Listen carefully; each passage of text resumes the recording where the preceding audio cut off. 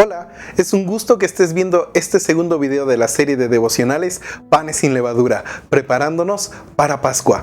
Quiero que me acompañes a leer lo que dice Génesis capítulo 37, versículo 24. Y lo echaron al pozo que estaba seco, y Rubén se fue. El título de nuestro devocional de hoy es Me quedé sin agua.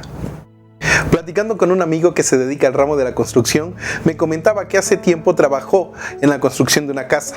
Dentro de todo lo que se iba a hacer o lo que iban a hacer para la casa, le hicieron una cisterna. Cuando terminaron de construir la casa, los dueños fueron a habitarla y tomaron la decisión de no usar la cisterna. Pero al cabo de unos 7 años, los dueños cambiaron de parecer y quisieron poner a funcionar la cisterna. Llamaron a mi amigo para que revisara que todo estuviera en orden para ponerla a trabajar.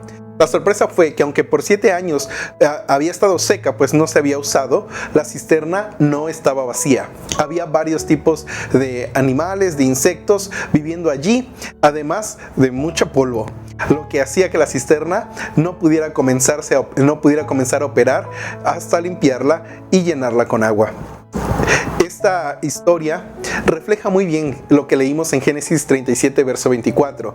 El versículo dice que el pozo estaba seco, lo que ha llevado a los estudiosos a llegar a la conclusión de que el pozo pudiera no tener agua porque estaba seco, obviamente, pero que el pozo no estaba vacío, que posiblemente había allí serpientes y escorpiones. El agua representa la palabra de Dios, pues dice en Deuteronomio 32:2 en la versión 60. Goteará como la lluvia mi enseñanza, destilará como el rocío mi razonamiento, como la llovizna sobre la grama y como las gotas sobre la hierba. Las serpientes y escorpiones representan todo lo que aflora y crece o se anida en nuestras vidas ante la ausencia de Dios y de su palabra en nuestros corazones. El pozo somos cada uno de nosotros. Podemos estar secos, pero definitivamente no estamos vacíos. Ese es el problema de quedarse sin agua. Que otra cosa, sea lo que sea, viene a ocupar ese espacio. La pregunta aquí es, ¿de qué estamos llenos?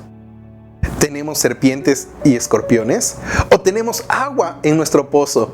Jesús dijo que si creíamos en Él, de nuestro interior comenzarían a brotar agua viva, agua de vida, que no solo nos mojaría o nos llenaría a nosotros, sino que alcanzaría para mojar y llenar a muchos otros.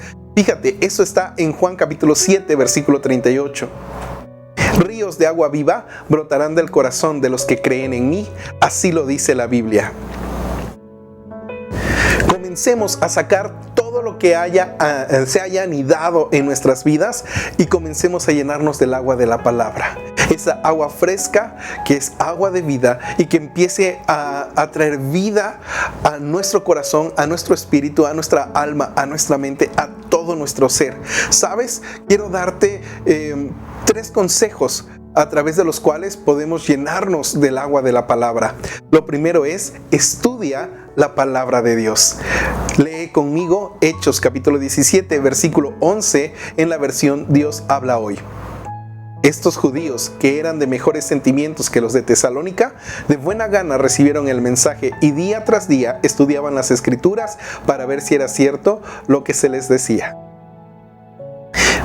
Estos judíos que menciona este versículo eran de una ciudad que se llamaba Berea y todo el mundo los conoce como los de Berea.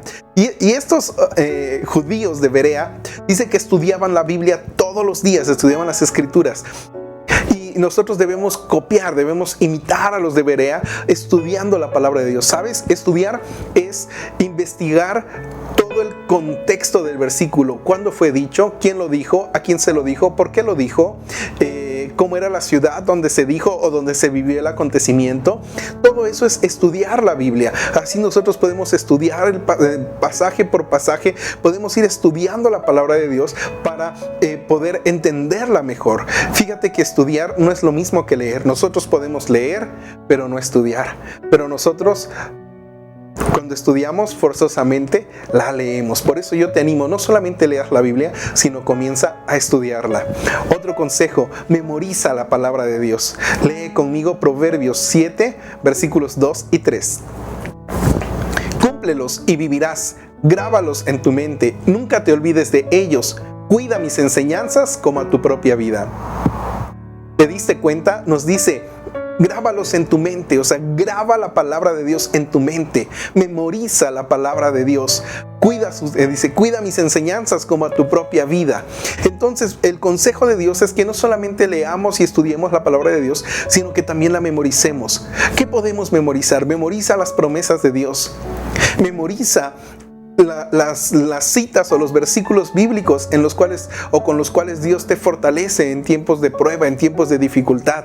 Pero memoriza la palabra de Dios. Hay muchas técnicas de memorización. Yo te animo, investiga en internet y busca esas técnicas y empieza a memorizar la palabra de Dios para tu vida. Eso hará que tu pozo, eso hará que tu vida esté llena del agua de su palabra. Y por último, no solamente la estudiemos, no solamente la memoricemos, sino meditemos la palabra de Dios.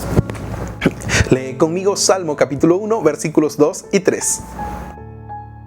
Sino que en la ley de Jehová está su delicia, y en su ley medita de día y de noche.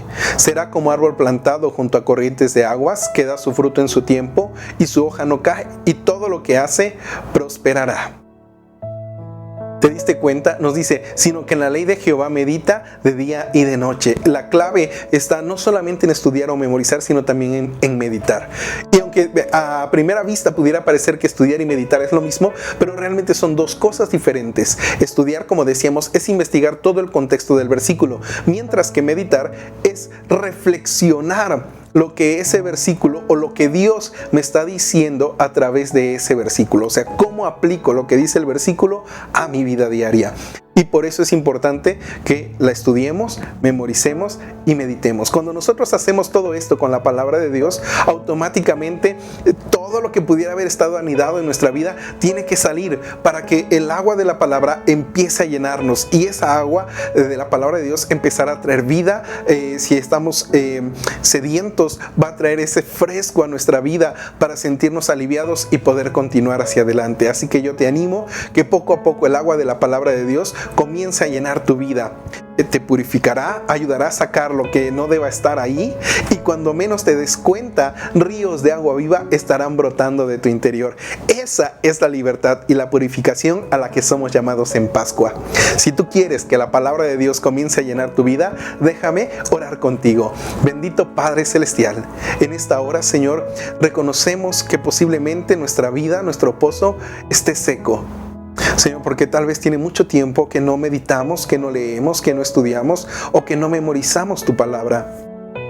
Pero Señor, también reconocemos que posiblemente nuestra vida, nuestro pozo se ha llenado y con cosas indeseables, Señor, y en esta hora queremos pedirte que tú nos ayudes a sacar todo eso, a limpiarnos y purificarnos para poder empezar a llenarnos con el agua fresca de tu palabra. Señor, necesitamos esa agua de vida ahora, que empiece a gotear en nuestro corazón. Señor, danos la sabiduría y la capacidad, Señor, para poder estudiar, memorizar y meditar en tu palabra, hasta que esto se vuelva un hábito, se vuelva un deleite para nosotros, Señor, y entonces continuamente estemos llenando nuestra vida con tu palabra. Te lo pedimos en el nombre de Jesús. Amén.